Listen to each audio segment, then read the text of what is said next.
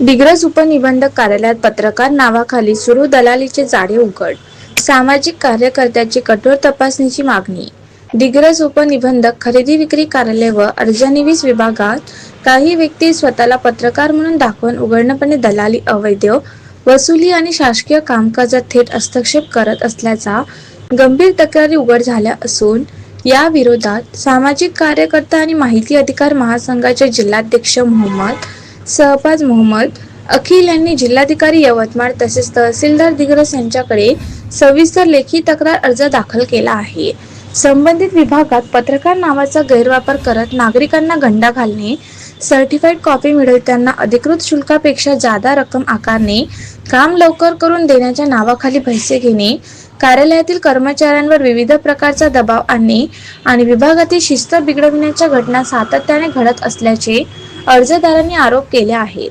खरेदी विक्री कार्यालय व अर्जनिविस विभागात काही व्यक्ती स्वतःला पत्रकार म्हणून ओळख देतात आणि त्या नावाखाली सर्वसामान्य नागरिक आणि दस्त नोंदणीसाठी येणाऱ्या लोकांकडून अवैध वसुलीची प्रकार करतात.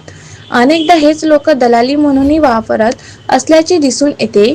कार्यालयात अधिकृतपणे फिरणे, कर्मचाऱ्यांशी दबावाच्या भाषेत बोलणे, कामात अडथळा निर्माण करणे, नागरिकांशी पैशांचे व्यवहार करणे अशा प्रकारचे प्रकार खुलेआम घडत असून त्यातून प्रशासनाची प्रतिमा मलिन होत आहे. याबाबत अनेक नागरिकांमध्ये असंतोष निर्माण झाला आहे. अर्जदारांच्या म्हणण्यानुसार दस्तांची सर्टिफाईड कॉपी किंवा अन्य नोंदींची प्रती मिळवताना निर्धारित सरकारची शुल्काऐवजी अतिरिक्त पैसे आकारले जातात.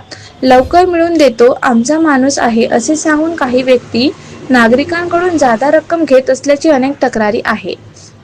या गैरप्रकारामध्ये काही कर्मचारी व दलाल यांचे संगनमत असल्याची शक्यताही व्यक्त करण्यात आली आहे.